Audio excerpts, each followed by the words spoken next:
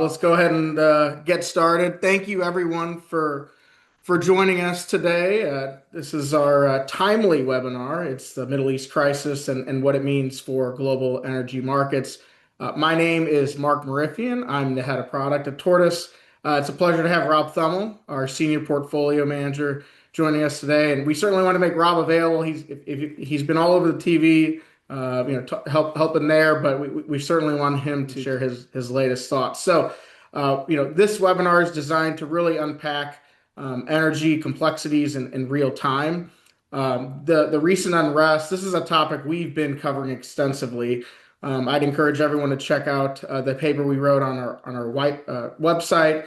We did it on January 15th, and really we're starting to dive into the details of what a potential conflict could look like then. So, it's certainly something we've been thinking about. We expect that there's going to be a fair amount of questions today. So just quick housekeeping note, if you do have questions, type it in at the bottom in the Q&A box, and we'll try to get to those as well. Very quick intro on Tortoise. If you haven't joined one of our webinars before, welcome. We are the energy specialists. We have more than 2 decades of experience in the energy space. Today, we manage over $10 billion in assets, and really our expertise is across the energy value chain from the wellhead to the end user. We have 4 distinct investment capabilities. That's broad energy being number one. Energy infrastructure is another one. We have electrification infrastructure, and then we have energy adjacent, which is ideas that directly benefit from the use of energy. So before I turn it over to Rob, I just have one more important framing item from my end. Today energy, today energy is sitting at really historically low weights in the S&P 500. We're at about 3% overall. Really, this despite being how foundational energy is to economic growth, obviously reliability. And then now you're seeing this AI-driven demand cycle as well. So, it's a nice frame for, how important energy is. I want to turn it over to Rob. And as we think about what we're going to cover today, Rob will have some opening questions. I have some other prepared questions that I have that I want Rob to touch on. And we're going to try to leave 10 minutes or so for the audience to answer any questions. So, Rob, let me turn it over to you. What's been happening? What does the audience need to know? And you can go from here. Yeah, thanks. Thank you, and thanks everybody for attending this. And I would I guess start off by saying, look, nobody wins in war. But what we want to do today is use the collective experience here at Tortoise to really answer your questions, because we're here for you. Collectively between Matt, James, and Brian and I, we have over 100 years of experience of multiple commodity price cycles, multiple market cycles. And I personally been investing in the energy sector 30 years, and to a certain extent, I wouldn't call this unprecedented, but this is obviously a unique time in the sector. So if we just go to the first slide just to frame this, and most people have seen this chart, but as we all know, what we're here to talk about is the impact of oil, what it's going to do to the economy, and it's a function of what happened over the weekend, and the strikes, and then Iran's retaliation. And so we're going to spend most of the time talking about the Strait of Hormuz and why it matters. And you can see on this particular slide, there's there to the western edge of Iran, there's that 10 miles of Strait of Hormuz that are really significant infrastructure. And why is it so significant? Because 1/5, 20% of the world's oil supply and the LNG supply travel through that strait every single day. And so as we sit here today, the question is what is happening in the Strait of Hormuz, and does volumes and does oil and LNG continue to flow through the Strait of Hormuz? Because that is really what's going to dictate where oil prices go. And we have some pricing scenarios, and we'll talk about that in a second. But from our perspective at Tortoise, I think it's important for people to understand, look, the Strait of Hormuz has never been closed. And so if it would be closed, it's unprecedented. Now, I know there's various sources out there to say, is the strait closed today? Is it not? I don't think it's technically closed, but I do think that we all know that it's been difficult for ships to pass through. It's also been difficult for ships to get insurance. And then obviously there have been some strikes on some LNG facilities as well in Qatar, and so that have prevented LNG tankers or LNG vessels from moving through the strait as well. And that's had a profound impact, on energy prices in aggregate. Now, what it does highlight, though, is this event I think really clearly indicate or shows all of us how important energy independence is, energy security is, and more importantly, how important oil and gas are to economies both domestically but also globally as well. So let's talk about what potentially could happen, and let's go to the next slide. So from our perspective, oil prices, started the year. I think they're around $55 a barrel mark, and they've risen throughout the year. And I was on TV earlier in the year talking about how the geopolitical risk premium in oil has pretty much dissipated, and it had at $55 in oil or $55 a barrel. But as obviously we've seen these tensions with Iran escalate. We've seen geopolitical risk premium being added back to oil prices. So where do they go from here? Where do oil prices go from here?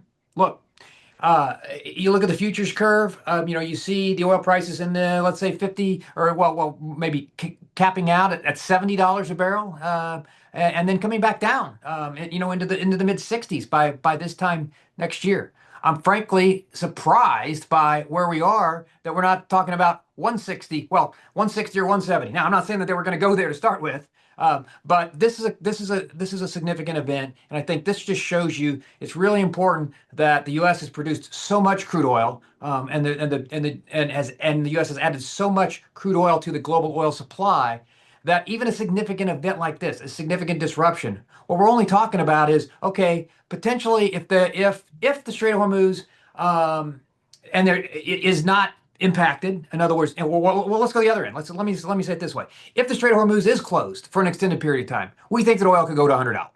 But we don't think that that's going to happen, and we actually think that the oil prices probably come back down from even where they are today, because we don't see any physical disruption in oil flows for a long period of time.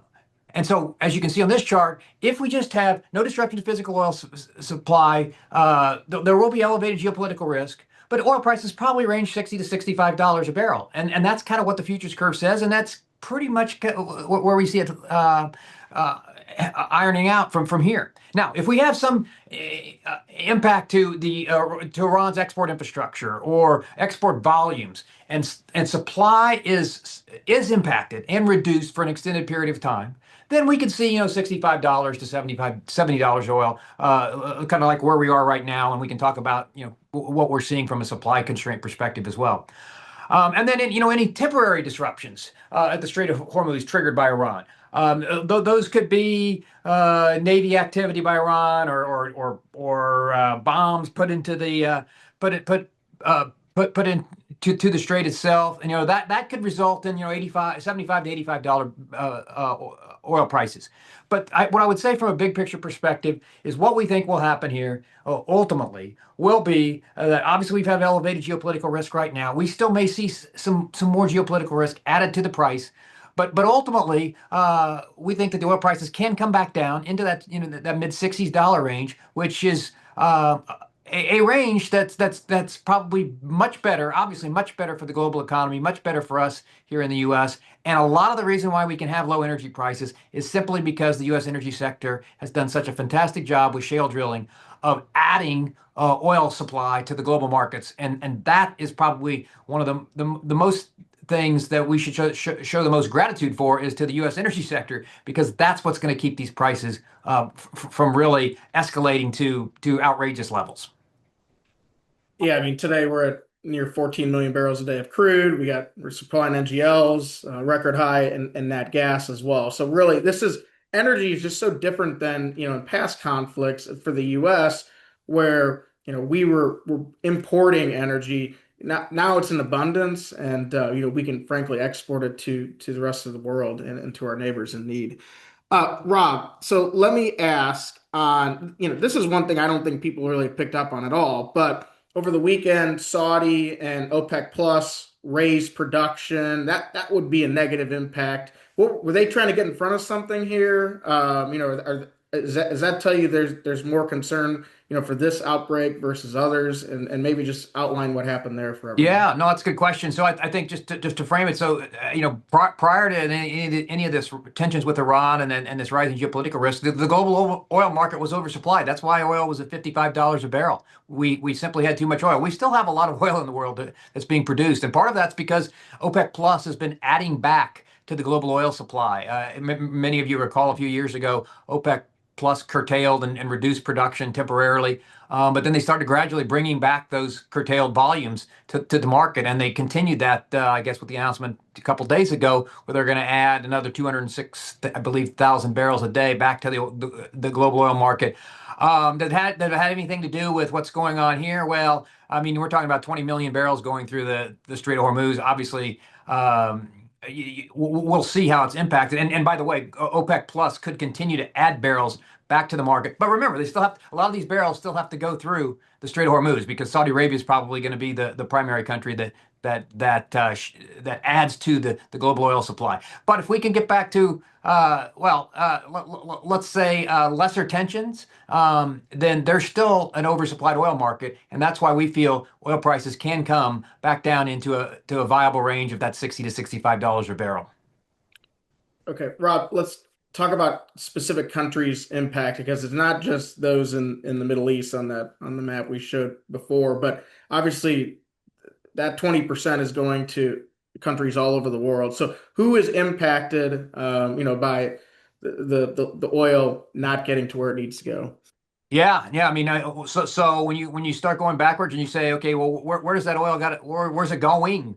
Well, the two largest consumers of that oil being exported that goes through the Strait of Hormuz are China and India. And so, if neither one of those countries, obviously, well, let me rephrase it this way: China and India are importers of oil. They're importers of oil. They don't produce anywhere close to what they consume in either one of those countries. So they need this oil more than anybody. And it's a significant amount of oil that comes to both of those countries every day. So those are probably the two most impacted. As we all know in the U.S., and this important point, the U.S. produces a significant amount of oil. We're a net energy independent, and so that's a positive for the U.S. We have in the U.S. a lot more energy security than any other country in the world, because of our ability to really take the most impactful shale technology, or shale technology, probably one of the most impactful technologies that we've seen, at least in my 30 years of investing in the energy sector, and uncover and unleash a significant amount of U.S. energy, U.S. oil, U.S. natural gas, and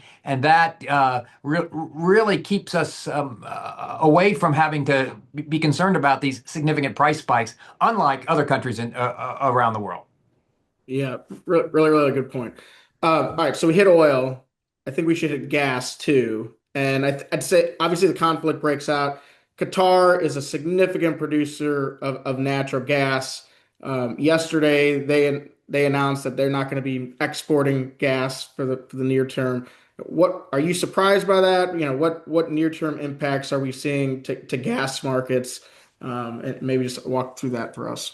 Yeah, that got lost a little bit. You're right, and with all the talk about oil, but Qatar is the second largest producer of LNG in the world behind the U.S. And a drone strike at the Qatar LNG facility resulted in them shutting that facility down for now. And that's significant. So if you look at, well, everybody saw how much oil prices went up. Well, look what European natural gas prices, how much they've gone up. Oil prices are up maybe, let's say 20, 24%, 25% or so for the year.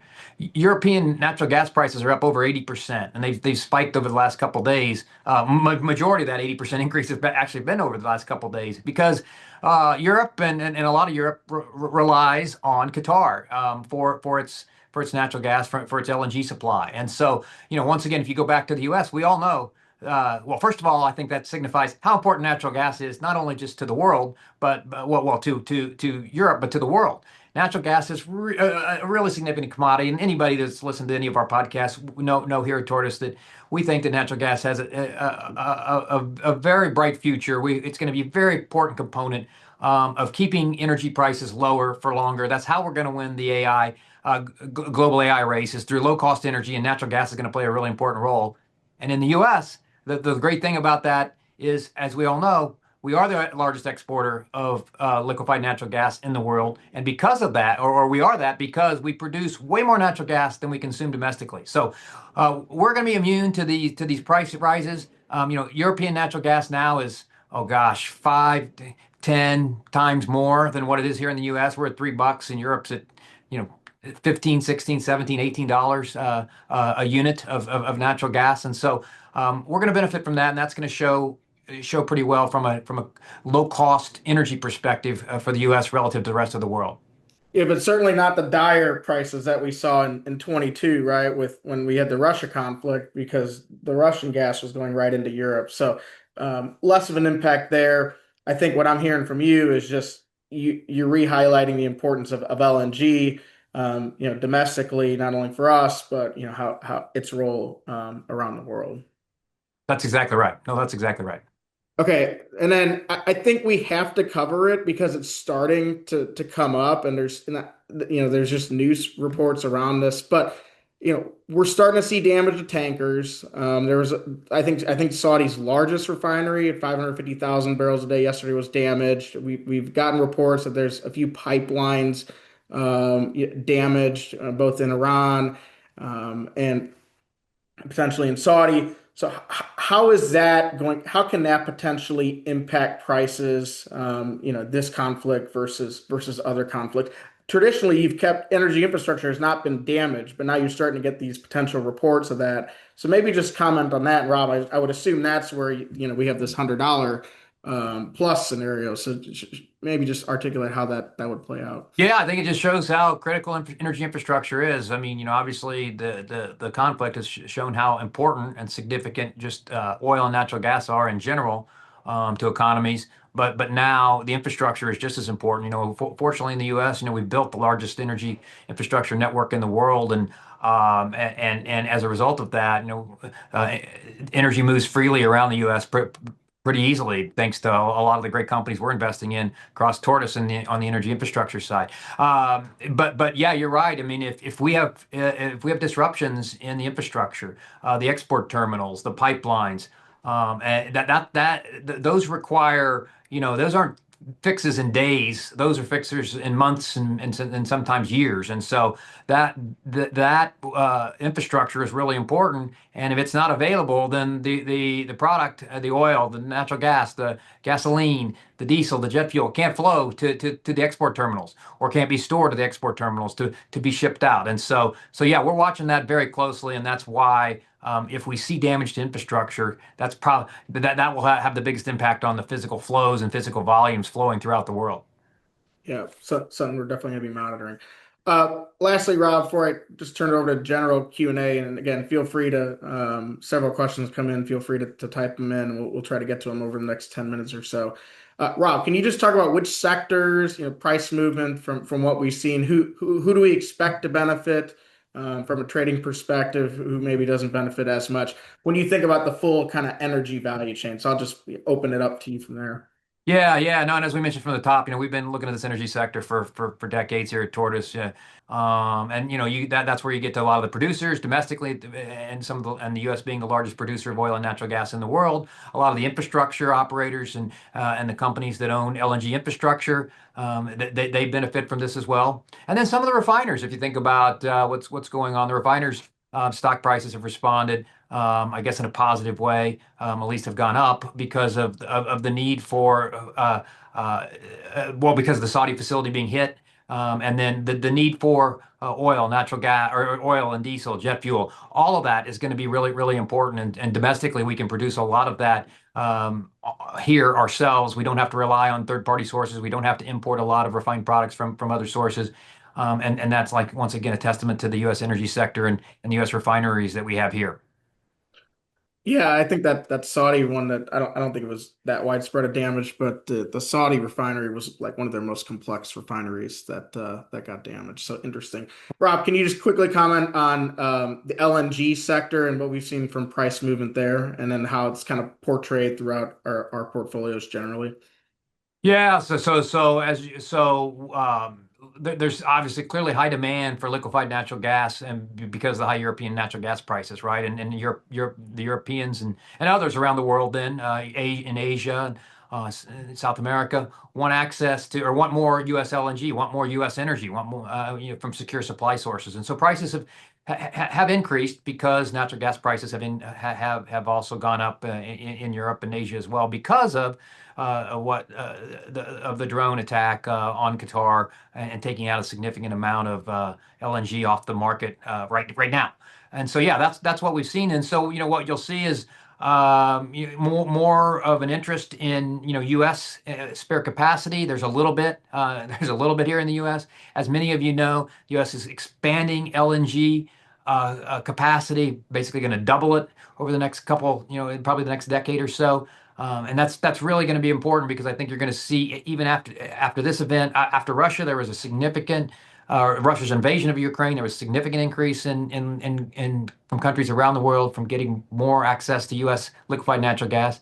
After this event, I think you'll see even more of demand for U.S. liquefied natural gas. And so I think that industry is one is one that's probably here for a long period of time. It's really evolved from nothing just a few years ago to today. It's a large industry in the U.S. and companies that we invest in and a lot of our products will benefit from increased demand for U.S. natural gas and U.S. energy for, like I said, not just for days and months and years, but for decades. Yeah.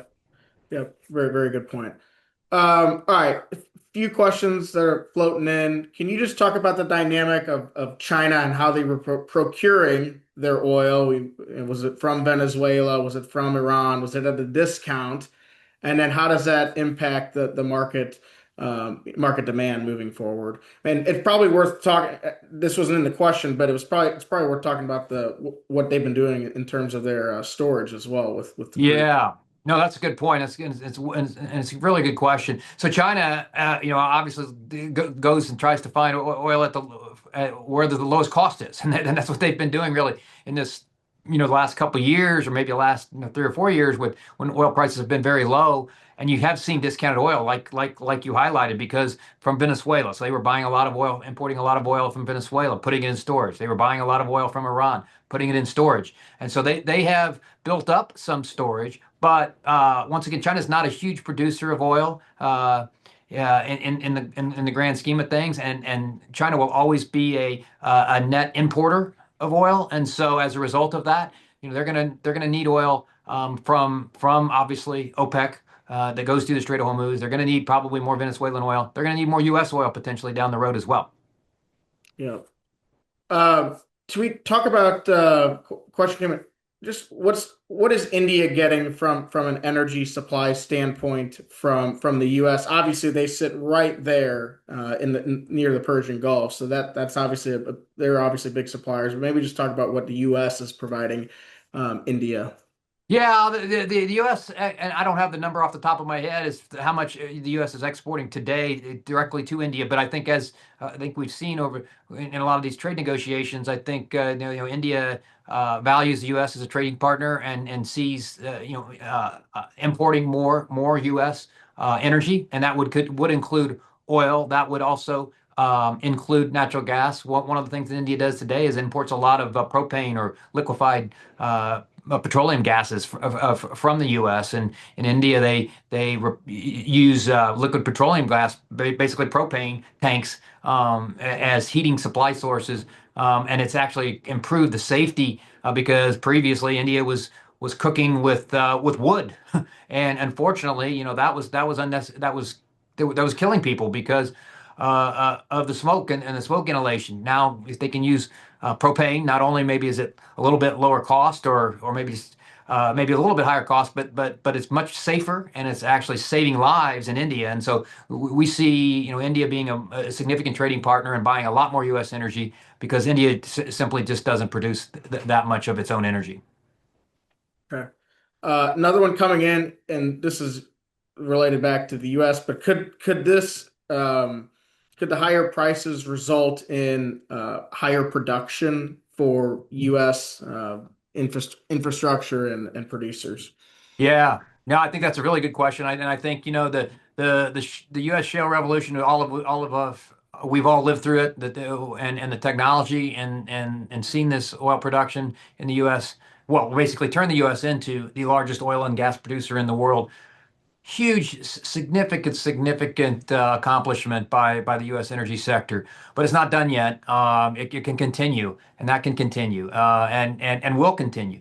Now, it's going to require capital investment, and so the capital investment is going to probably require higher oil prices. Now, we're probably getting there. When we get oil prices in the 70s, we'll probably see a little more investment by U.S. oil producers, and the U.S. can increase production even more from places like the Permian Basin or the Marcellus Shale from a gas perspective, or the Haynesville Shale with gas prices, natural gas prices where they are. So yeah, the U.S. can absolutely add to the global oil supply.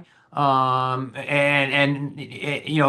take some investment, but can easily add 500,000 million barrels gradually over time, and help offset some of these declines that we might see if if these tensions with Iran continue to extend for years. And Rob, you mentioned Permian, which is down in West Texas. Marcellus is up in Pennsylvania, Ohio. Is it just those two regions that would see the growth, or could that be across the other different basins No, across that's the a good country? question. Yeah, I know. I think Gulf of Mexico, you can see some increased drilling activity in the Gulf of Mexico, where there's a lot of infrastructure that's already there. Even in North Dakota, you could see some increased drilling activity as well. So yeah, I think prices get into the 70s, mid 70s. That and natural gas prices kind of stay around that $3, or maybe just a little above $3, or between 3 and 4. You'll see a lot of these basins increase. Obviously, Canada's North America's got a tremendous amount of natural gas and crude oil as well. That because of the great pipeline system that between the U.S. and Canada, that can also be transported back and forth, toward to the U.S. Pretty easily. So North America's got a lot of energy resource that will keep the U.S. as the lowest cost energy provider or producer for a long period of time, which will actually be quite a competitive advantage, especially as the U.S. tries to win this global AI race. Yep, yep. Totally different topic, but very relevant to this story. So, Rob, we got minute and a half left. I heard optionality, at least on the North American side, but I'll just give you kind of final word. For those that may have joined a few minutes late, how would you wrap this up? In 30, 60 seconds of what they need to know and what they should be focusing on.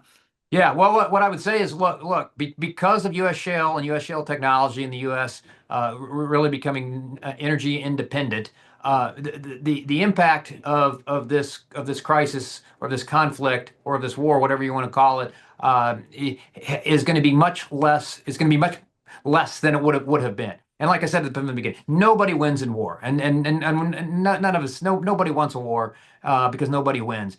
But what the U.S. energy sector has done, for all of us, is been able to respond to increasing the amount of energy that we have domestically, and created this energy independence for the U.S., which ultimately is a competitive advantage, because it will keep the costs of energy in the U.S. much lower relative to other areas in the world. And I think that's probably the most important thing. And so if a lot of people have not looked at the energy sector for a long time as an investment opportunity. But what I think this particular conflict does do is it highlights the importance, the significance of oil and natural gas, and an infrastructure network. And the U.S. has the largest infrastructure network in the world. And so we have lots of opportunities here at Tortoise to invest in energy related products. That's what we do here. That's our specialty. We want to be your energy resource. Spend a lot of time studying it. And so we'd love to talk to you more if you're interested in looking at some of investing or allocating to the energy sector, energy infrastructure, or other areas of the energy value chain. It's a perfect reframe. How can it can fit into the portfolio in a multitude of ways. So, Rob, thanks for all the comments, and to the audience, thanks for joining. Uh, Please feel free to reach out to your Tortoise rep if you have additional questions. You can also email us if you have questions at info@tortoisecapital.com, and we'll be happy to circle up and answer any other questions that you may have had. in depth. But again, appreciate everyone jumping on for a quick 30 minutes. Rob, thank you for all the thoughts, and we'll catch you all soon. Thanks, everybody. Thanks.